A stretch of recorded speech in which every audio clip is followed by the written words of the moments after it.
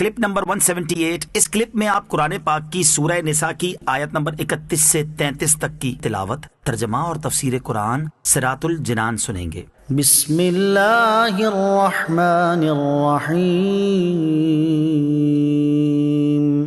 ترجمہ، اللہ کے نام سے شروع جو نہایت مہربان رحمت والا ہے۔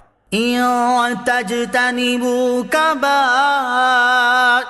ما تنهون عنه نكفر عنكم سيئاتكم وندخلكم مدخلا كريما۔ ترجمہ، اگر کبیرہ گناہوں سے بچتے رہو جن سے تمہیں منع کیا جاتا ہے تو ہم تمہارے دوسرے گناہ بخش دیں گے اور تمہیں عزت کی جگہ داخل کریں گے۔ ان تجتنبوا کبائر، اگر کبیرہ گناہوں سے بچتے رہو۔ اس سے پہلی آیات میں بعض کبیرہ گناہ کرنے پر وعید بیان کی گئی، اور اس آیت میں کبیرہ گناہوں سے بچنے پر صغیرہ گناہ بخشنے اور عزت کی جگہ داخل کرنے کا وعدہ ذکر کیا گیا ہے۔ کبیرہ گناہ کی تعریف اور تعداد۔ کبیرہ گناہ کی تعریف یہ ہے کہ وہ گناہ جس کا مرتکب قرآن و سنت میں بیان کی گئی کسی خاص سخت وعید کا مستحق ہو۔ کبیرہ گناہوں کی تعداد مختلف بیان کی گئی ہے، چنانچہ 7، 10، 17، 40 اور 700 تک بیان کی گئی ہے۔ نکفر عنکم سیئاتکم، ہم تم سے دوسرے گناہ مٹا دیں گے۔ ارشاد فرمایا کہ اگر تم کبیرہ گناہوں سے بچتے رہو گے اور اس کے ساتھ دیگر عبادات بجا لاتے رہو گے تو ہم تمہارے دوسرے صغیرہ گناہوں کو اپنے فضل سے معاف فرما دیں گے اور تمہیں عزت کی جگہ یعنی جنت میں داخل کریں گے۔ یاد رہے کہ یہ معاملہ بھی اللہ عز و جل کی مشیت اور مرضی پر ہے۔ یہ بیان صغیرہ گناہوں کے متعلق ہے۔ کبیرہ گناہ توبہ ہی سے معاف ہوتے ہیں، البتہ حج مقبول پر بھی یہ بشارت ہے۔ اس کی مزید تحقیق کے لیے فتاوی رضویہ شریف کی 24ویں جلد میں اعلیٰ حضرت رحمۃ اللہ تعالی علیہ کی نہایت تحقیقی کتاب اعجب الامداد فی مکفرات حقوق العباد، بندوں کے حقوق کے معاف کروانے کے طریقے کا مطالعہ فرمائیں۔ ولا تتمنوا ما فضل الله به بعضكم على بعض للرجال نصيب مما اكتسبوا وللنساء نصيب مما اكتسبن واسألوا الله من فضله ان اللہ کان بكل شیء علیما۔ ترجمہ، اور تم اس چیز کی تمنا نہ کرو جس سے اللہ نے تم میں ایک کو دوسرے پر فضیلت دی ہے۔ مردوں کے لیے ان کے اعمال سے حصہ ہے اور عورتوں کے لیے ان کے اعمال سے حصہ ہے، اور اللہ سے اس کا فضل مانگو، بے شک اللہ ہر شے کو جاننے والا ہے۔ وَلَا تَتَمَنَّوْا مَا فَضَّلَ اللَّهُ بِهِ، اور اس کی آرزو نہ کرو جس سے اللہ نے بڑائی دی۔ جب ایک انسان دوسرے کے پاس کوئی ایسی نعمت دیکھتا ہے جو اس کے پاس نہیں تو اس کا دل تشویش میں مبتلا ہو جاتا ہے۔ ایسی صورت میں اس کی حالت دو طرح کی ہوتی ہے۔ نمبر 1، وہ انسان یہ تمنا کرتا ہے کہ یہ نعمت دوسرے سے چھن جائے اور مجھے حاصل ہو جائے، یہ حسد ہے اور حسد مذموم اور حرام ہے۔ نمبر 2، دوسرے سے نعمت چھن جانے کی تمنا نہ ہو بلکہ یہ آرزو ہو کہ اس جیسی مجھے بھی مل جائے، اسے غبطہ کہتے ہیں، یہ مذموم نہیں۔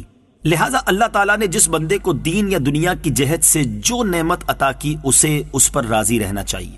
شان نزول، جب آیت میراث میں للذکر مثل حظ الانثیین والا حصہ نازل ہوا اور میت کے ترکے میں مرد کا حصہ عورت سے دگنا مقرر کیا گیا تو مردوں نے کہا کہ ہمیں امید ہے کہ آخرت میں نیکیوں کا ثواب بھی ہمیں عورتوں سے دگنا ملے گا، اور عورتوں نے کہا کہ ہمیں امید ہے کہ گناہ کا عذاب ہمیں مردوں سے آدھا ہوگا۔ اس پر یہ آیت نازل ہوئی اور اس میں بتایا گیا کہ اللہ تعالیٰ نے جس کو جو فضیلت دی وہ عین حکمت ہے، بندے کو چاہیے کہ وہ اس کی قضا پر راضی رہے۔ للرجال نصیب مما اکتسبوا، مردوں کے لیے ان کی کمائی سے حصہ ہے۔ میاں بیوی میں سے ہر ایک کو اس کے اپنے نیک اعمال کی جزا ملے گی، دونوں کا نیک اور پرہیزگار ہونا انہیں اعمال سے بے نیاز نہ کرے گا۔ شان نزول، ام المومنین حضرت ام سلمہ رضی اللہ تعالی عنہا نے فرمایا کہ ہم بھی اگر مرد ہوتے تو جہاد کرتے اور مردوں کی طرح جان فدا کرنے کا ثواب عظیم پاتے۔ اس پر یہ آیت کریمہ نازل ہوئی اور انہیں تسکین دی گئی کہ مرد جہاد سے ثواب حاصل کر سکتے ہیں تو عورتیں شوہروں کی فرما برداری اور پاک دامنی سے ثواب حاصل کر سکتی ہیں۔ وَاسْأَلُوا اللَّهَ مِن فَضْلِهِ، اور اللہ سے اس کا فضل مانگو۔ سبحان اللہ، دلوں کے قرار کا کتنا پیارا بیان فرمایا کہ اللہ عز و جل سے اس کا فضل مانگو، کہ حقیقت پہ سب سے بڑی چیز اللہ کریم کا فضل و کرم ہے۔ اعمال میں کسی کو دوسرے سے لاکھ گنا بھی زیادہ ثواب ملتا ہو، لیکن اس کے باوجود وہ اللہ عز و جل کے فضل ہی کا محتاج ہے، کیونکہ اس کا جنت میں داخلہ تو اللہ عز و جل کے فضل ہی سے ہوگا۔ بغیر فضل کے اپنے عمل سے کوئی جنت میں نہیں جائے گا، لہٰذا اللہ عز و جل سے اس کا فضل مانگنا چاہیے۔ وَلِكُلٍّ جَعَلْنَا مَوَالِيَ مِمَّا تَرَكَ الْوَالِدَانِ وَالْأَقْرَبُونَ وَالَّذِينَ عَقَدَتْ أَيْمَانُكُمْ فَآتُوهُمْ نَصِيبَهُمْ إِنَّ اللَّهَ كَانَ عَلَى كُلِّ شَيْءٍ شَهِيدًا۔ ترجمہ: اور ماں باپ اور رشتہ دار جو کچھ مال چھوڑیں ہم نے سب کے لیے اس مال میں مستحق بنا دیے ہیں، اور جن سے تمہارا معاہدہ ہو چکا ہے انہیں ان کا حصہ دو، بے شک اللہ ہر شے پر گواہ ہے۔ والذین عقدت ایمانکم، اور جن سے تمہارا معاہدہ ہو چکا ہے۔ اس سے عقد موالات مراد ہے۔ اس کی صورت یہ ہے کہ ایسا شخص جس کا نسب مجہول ہو وہ دوسرے سے یہ کہے کہ تو میرا مولا ہے، میں مر جاؤں تو تو میرا وارث ہوگا، اور میں کوئی جرم کروں تو تجھے دیت دینی ہوگی۔ دوسرا کہے میں نے قبول کیا۔ اس صورت میں یہ عقد صحیح ہو جاتا ہے، اور اگر قبول کرنے والا وارث بن جاتا ہے اور دیت بھی اس پر آ جاتی ہے، اور دوسرا بھی اسی کی طرح سے مجہول النسب ہو اور ایسا ہی کہے اور یہ بھی قبول کر لے، تو ان میں سے ہر ایک دوسرے کا وارث اور اس کی دیت کا ذمہ دار ہوگا۔